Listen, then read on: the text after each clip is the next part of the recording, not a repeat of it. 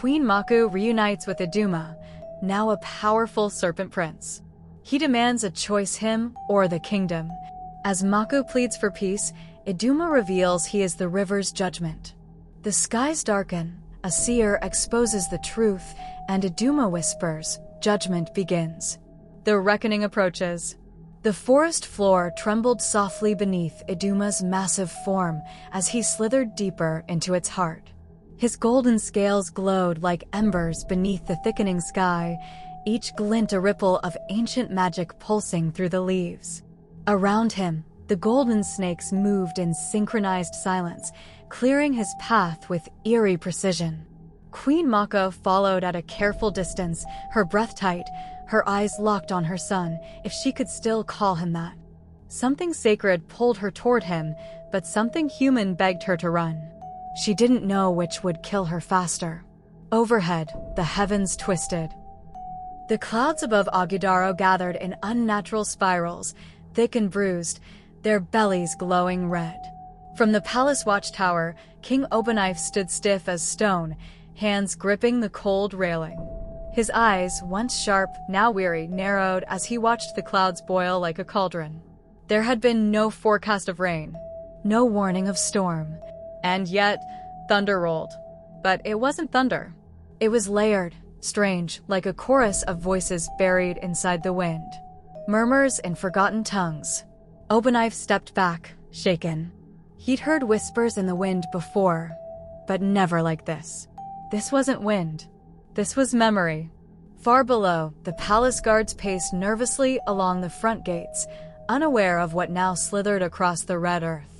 A single golden serpent, smaller than the rest, had separated from the others. Its eyes, glowing like distant suns, blinked once. It paused just before the threshold of the palace, tongue flicking into the air like a herald tasting the future. It didn't strike. It didn't hiss. It only watched. And the wind, ancient, knowing, cold, carried a name to the palace walls. Iduma. The air in the palace council chamber was thick with unease. Candles flickered, casting long, distorted shadows on the stone walls as the elders gathered in tense silence. Their robes rustled softly with each uneasy movement. Some stared at the floor, others exchanged worried glances. The heavy wooden doors were barred from the inside. This meeting was not on the king's schedule. Elder Agilo rose slowly, the oldest among them. His voice, though aged, carried weight. "You've all felt it," he began. The skies, the forest, the whispers in the wind. The river pact was not a tale. It was a covenant. And it has been broken. A few elders scoffed. "Old stories, Agilo. We cannot govern by shadows and myths." But others shifted uncomfortably. The stories were becoming harder to ignore.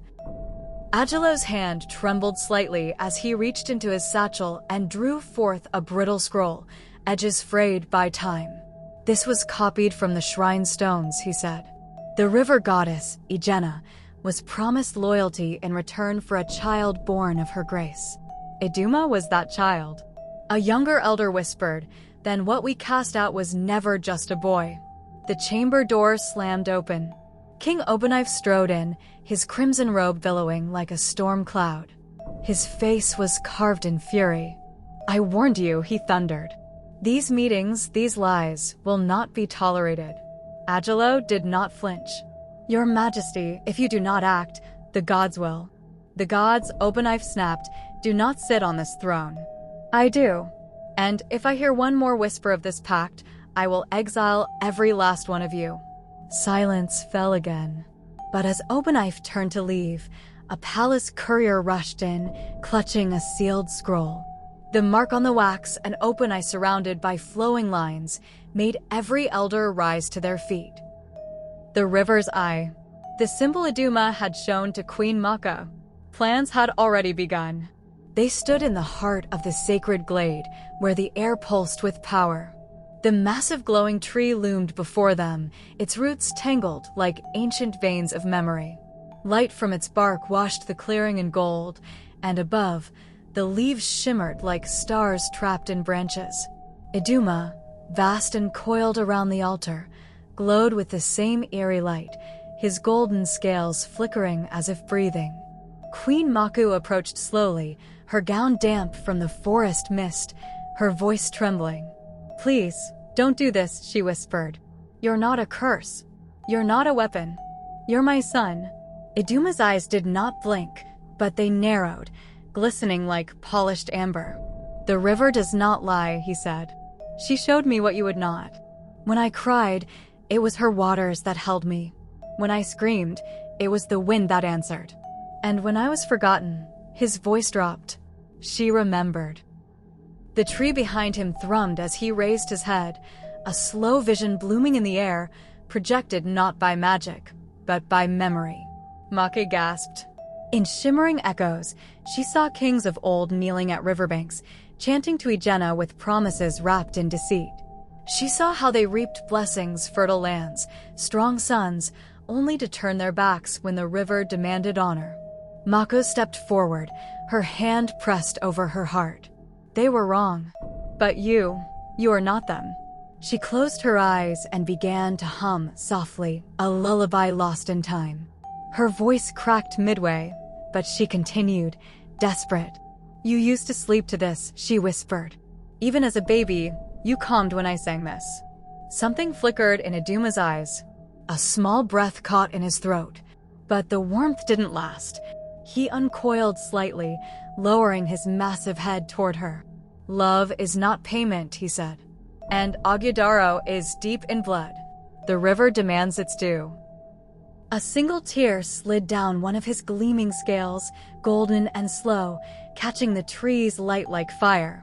Maku saw it, and in that moment, knew the boy she once held still lived somewhere inside. But the monster had learned to speak louder. The Ogudoro market square buzzed with its usual rhythm, traders calling out prices, children weaving through baskets of yams and spices, until a strange hush rippled through the air like a warning. From the edge of the square, cloaked in deep indigo, the seer appeared once more. Her arrival brought silence. No one saw her come. She simply was, standing tall with her staff of water symbols and unreadable calm. Without a word, she turned toward the old river shrine and began to walk. The villagers followed, some out of curiosity, others out of fear. At the shrine's cracked basin, she drew out the same ancient scrolls, weathered and yellowed, and one by one, placed them gently in the river water. Gasps rang out. Instead of dissolving, the ink on the scrolls shimmered, lifted, and swirled into the air. Images bloomed above the water, visions made of glowing mist. They saw Queen Maku, younger and desperate, kneeling by moonlight. They saw her tearful pact with the river, her plea for a child.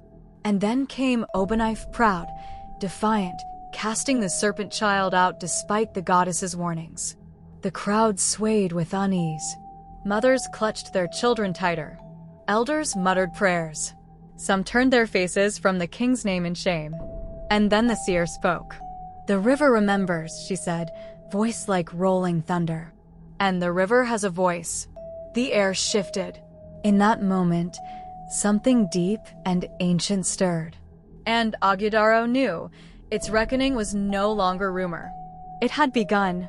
The throne room was cloaked in shadows, the torches flickering low as if too afraid to burn brightly. King Obanife sat, slumped on the marble seat that once bore his pride. A half-drained gourd of palm wine dangled from his fingers, his robe twisted and damp with sweat. He wasn't speaking to anyone, but his voice filled the chamber all the same. "I did what was right," he muttered, eyes glassy. "I protected the throne. I protected the kingdom."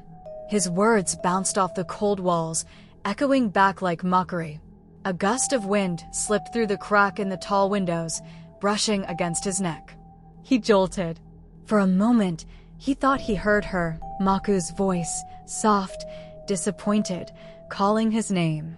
Then he turned toward the hearth. The flames danced wildly, too wild for their size. And in their movement, he saw it again, golden eyes, the curve of fangs, scales shimmering with judgment. "Iduma." "No," he whispered, stumbling to his feet. "You're gone. I cast you out." But the flames only grew, flaring upward before settling as if they'd left. He dropped to his knees. "I did it," he cried into the silence. "I told them to take the child, to throw him into the wild. It was me. Are you satisfied?" No answer came. Only the creak of stone behind him. And then a slither. From beneath the throne, a golden serpent slid across the polished floor, its eyes unblinking, its motion slow and deliberate. Obanife screamed, a raw, desperate sound, but no footsteps came running. No guards. No help. Only silence. And the serpent. The path between the forbidden forest and the kingdom lay cracked and trembling under the weight of what was coming. Iduma moved forward, his massive serpent body gliding with an eerie grace, each scale pulsing faintly with golden light. Flanking him were golden snakes in synchronized rhythm, their eyes alert, their movements as deliberate as his. Behind them, drifting like smoke on the wind, came the forest spirits, shimmering shapes of leaves and bone, whispering in voices that only the trees understood. Animals scattered in droves. Antelope leaping into the brush, birds taking to the sky in frenzied spirals, monkeys vanishing into the tallest canopies. Even the insects fell silent. The forest bowed in reverence, the trees leaning slightly inward as though trying to shield the earth from the weight of ancient power passing through. The river met the path at a narrow bend until it didn't. As Iduma approached, the water shivered, then split down the middle, folding open like a curtain of silk. The river parted cleanly, creating a dry, glistening passage for him.